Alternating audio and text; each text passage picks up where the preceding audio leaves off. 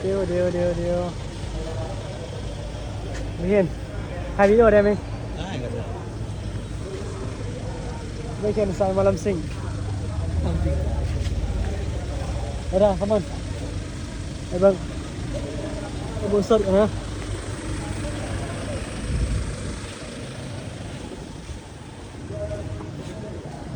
สุดเจ้า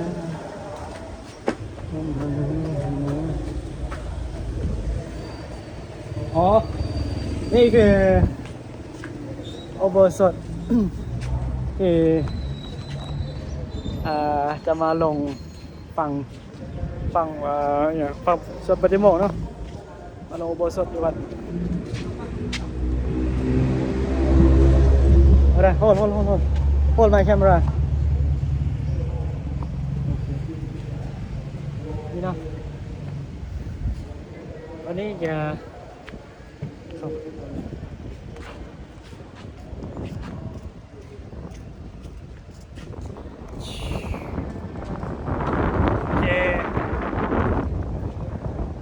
เจริญพรสวัสดีสบายดีพออยู่เมียพี่ทุกท่านทุกคนลองถามโนซีดนนะบริเห็นนายแต่วันนี้จะวันพระเนาะวันพระวันศีลวันศุกร์วันนี้นะแจ้งลงพี่แกมจรหรือว่ามหาลัยมันจะหยุดทุกๆวันพระทุกๆ Buddhist holiday มันจะหยุด is no class บ่มีห้องเรียนบ่มีเรียนมจรมันหยุดโรงเรียนมันหยุดการทักทายสบายดีเนาะเป็นยังไงสบายดีบ่อยู่พ่ออยู่แม่ครับYouTube เนาะที่กำลังติดตาม flowing ที่กำลังติดตามคนต่างถิ่นสตูดิโอเนาะคนต่างถิ่นเดินบิณฑบาตเดี๋ยววันนี้สิพามา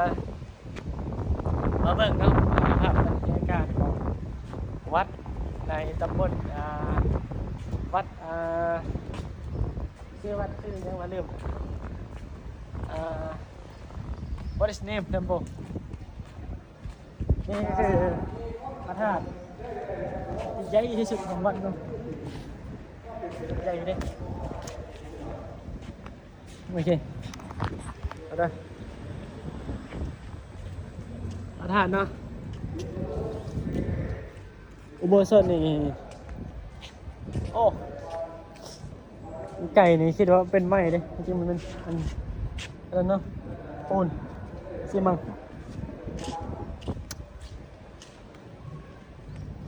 วันพระวันนี้นะวันพระวันศีลวันพระใหญ่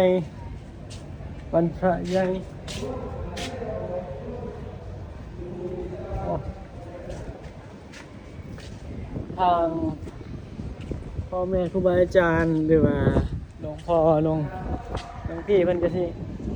น่าจะหากระสันข้าวแล้วเนาะจากวัดหลวงพี่มาวัดที่จะลงมาฝั่งสวนปฏิโมกข์นี่จะประมาณ5 นาทีเนาะนั่งรถ 5 นาทีมาถึงก็ถือว่าเป็นครั้งแรกเนาะที่วันนี้ครั้งแรก my first time อะไร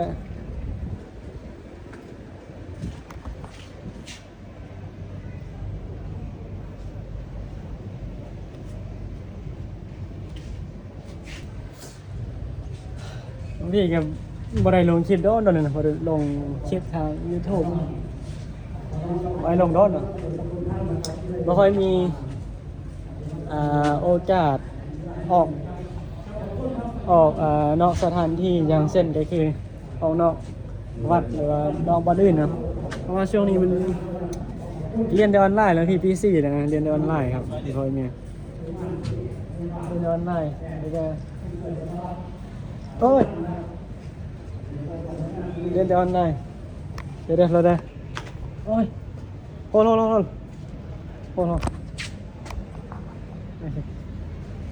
เดี๋ยวเตรียมตัวนะน่าจะจักหน่อยเลย จังหน่อยเพิ่นน่ะจังหลวงพ่ออยู่ในวัดเพิ่นกำลังสัมเพลปากตรง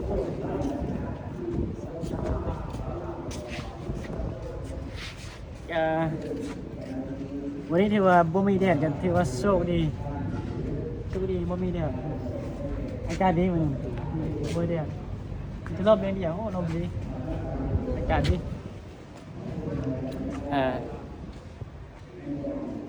วันนี้ลุงพี่มาฟังสวดปฏิโมกข์นะมาฟังเป็นสวดปฏิโมกข์มาลงอุโบสถอะไรจะระดับตำบลครับผมมาระดับตำบลแต่ว่าตำบลนี้ห่างจากวัดลุงพี่ประมาณใช้เวลา5 นาทีครับ5 นาทีอันนี้ก็คนที่ถือกล้องจะเป็นน้องพี่มาจากบังกลาเทศพี่โรดามาจากบังกลาเทศเรียนปี 2เรียนสาขาพุทธศาสนาปี 2ครับแต่น้องพี่กับปี 4แล้วปีสุดท้าย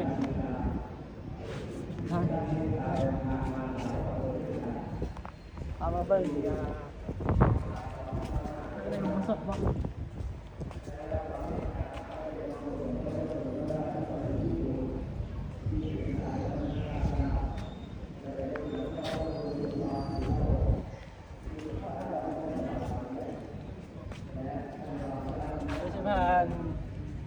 เอาท่านทั้งหลายเนาะท่านทุกคน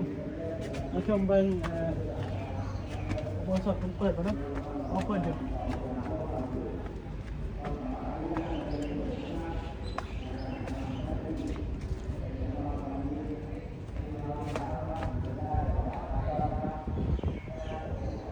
อันนี้คือข้างในอุโบสถเนาะ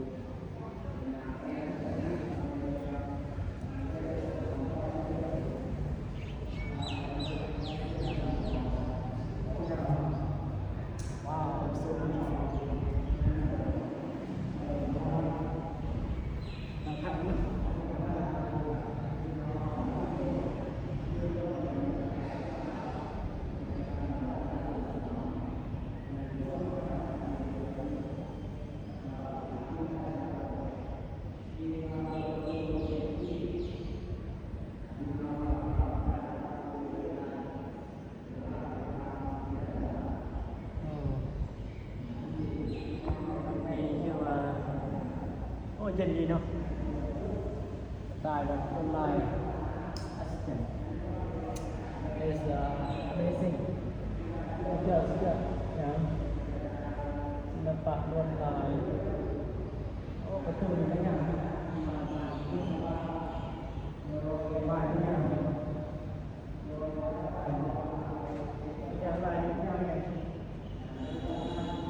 อะไรเราพี่ว่ามักอะไรดอกบัวงามเลย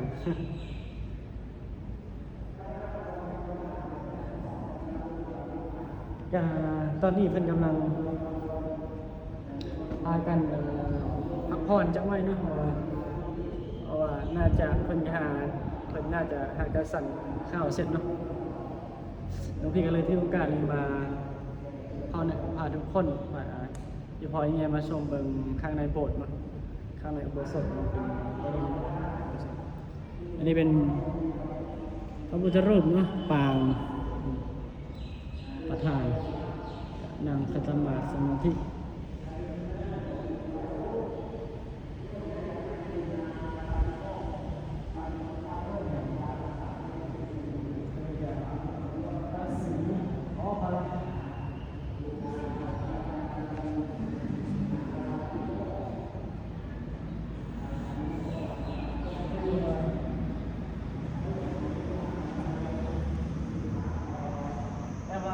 บอลเพิ่นบ่ได้ลงอุโบสถอยู่ใน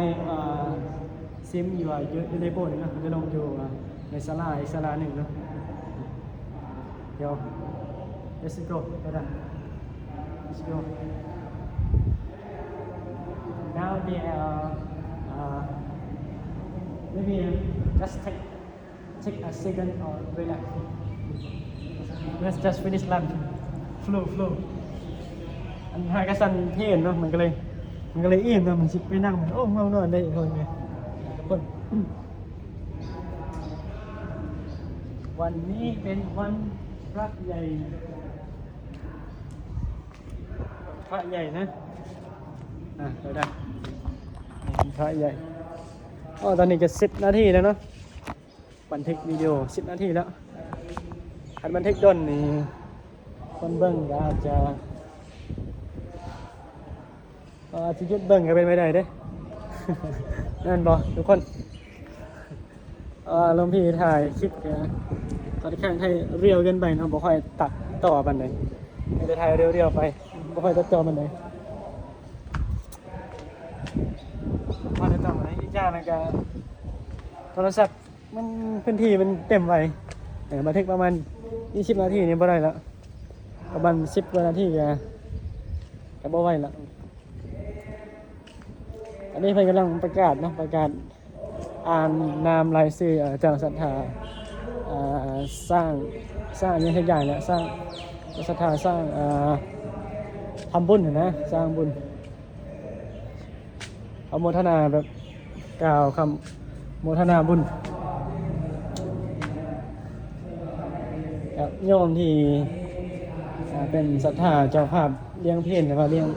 นำบานะอย่างทุกอย่างนะศาลานี่เนาะทุกคนศาลานี่ที่ลงอุโบสถมื้อนี้นะศาลานี่ใหญ่แต่เด้พระมาตั้งเป็นตำบลนะ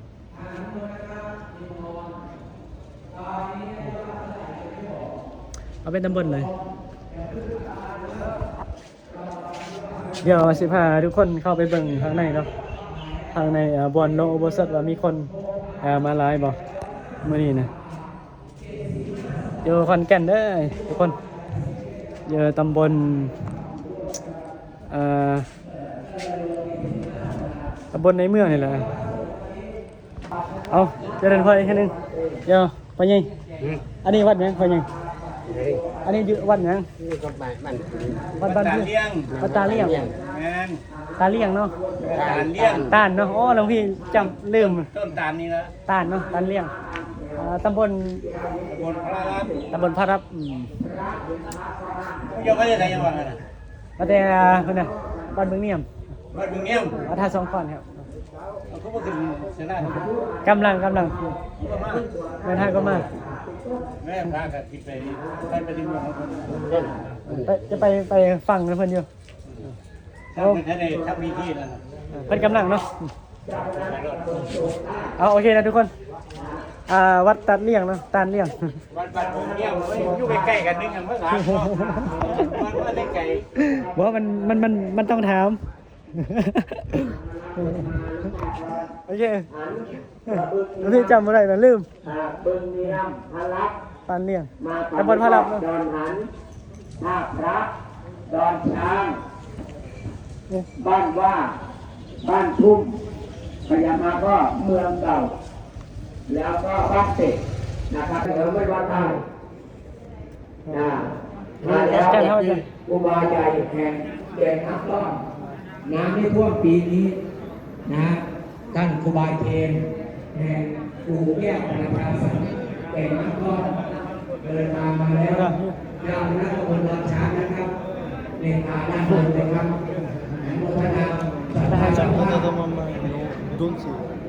งานคือมาเด้ออย่าปล่อยที่นั่งด้านหน้าให้ว่างพระอาจารย์รูปไหนปล่อยที่นั่งด้านหน้าว่างฝากที่นั่งละ100 บาทโรงไหนคอยขนาดของที่บ้านขอฮอนเลยนั้นหนามาทางโกนประมาณฝากที่นั่งละ100 บาทงานคือมาแล้วพอลงดีกับประมาณนี้เนาะ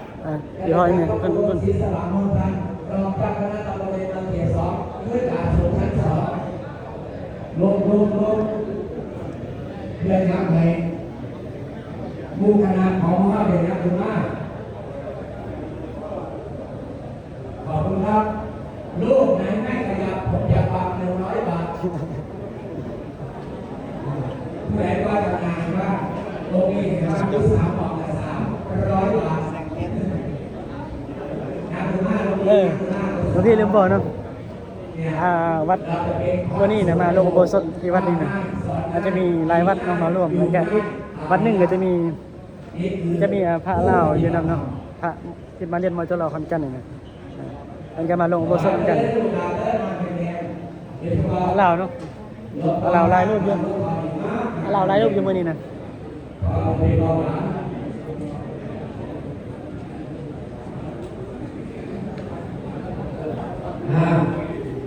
นี่คนเราครับโกจากพร้อมแล้วเดี๋ยวได้เมตตาให้พระคุณพระมหาเถระที่ทุกทีรับรองได้ขึ้นสู่สาราการประเพณีนะครับ ไอ้สิขอจบไปเพียงนั้นจบปิดคลิปไปเพียงสักนิดเนาะทุกคนด้วยกัน EP คลิปต่อไปเอาเจริญพรขอบคุณหลายๆเด้ออนุโมทนาสาธุนำกันเด้อที่เห็นคลิปนี้นะ ตอนนี้ได้100